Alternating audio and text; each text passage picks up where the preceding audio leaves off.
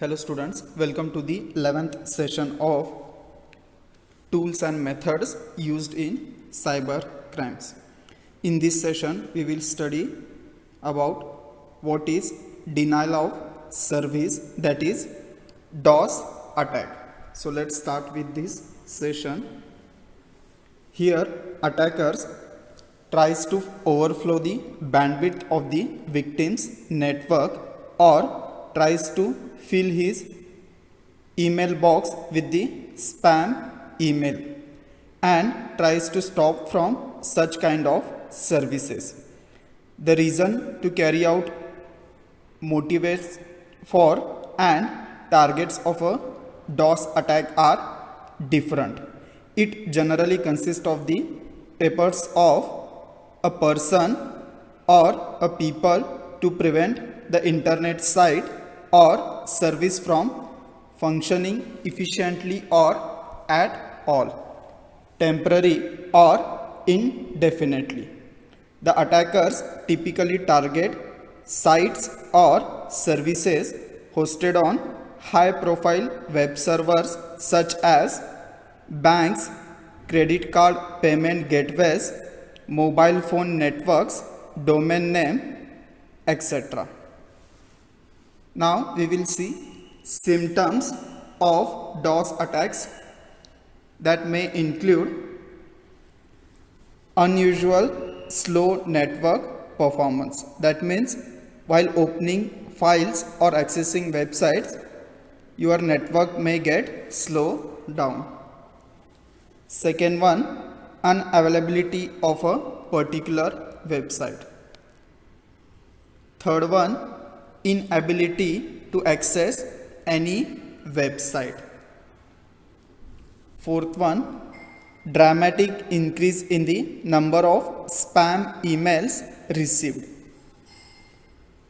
The goal of DOS attack is not to gain unauthorized access to system or data, but to prevent intended users of a service from using it. A DOS attack may do the following things. First one, flood a network with traffic, thereby preventing legitimate network traffic. Second, disrupt connections between two systems, thereby preventing access to a service. Third one, disrupt service to a specific system or person and prevent a particular individual from accessing a service. Now we will see classification of DOS attack. So there are four classifications. First one, bandwidth attack. Loading any website takes certain time. Loading means complete web page appearing on the screen and system is awaiting for users input.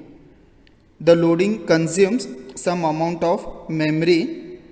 Every site is given a particular amount of bandwidth for its hosting. For example, 50 GB. Now, if more visitor consumes all 50 GB bandwidth, then the hosting of the site can ban this site. The attacker does the same. He opens 100 pages of a site and keeps on refreshing and consuming all the bandwidth, so the website becomes out of service. The second is logic attacks. These kind of attacks can exploit vulnerabilities in network software such as web server or TCP/IP stack. Third one, protocol attacks. Protocol here are rules that are to be followed to send data over the network. These kind of attacks exploit a specific feature or implementation bug of some protocol installed at the victim's system to consume excess amount of its resources. Fourth one, unintentional DOS attack. This is a scenario where a website ends up denied not due to a deliberate attack by a single individual or group of individuals, but simply due to sudden spike in popularity. This can happen when an extreme popular website posts a link to a second, less well prepared site.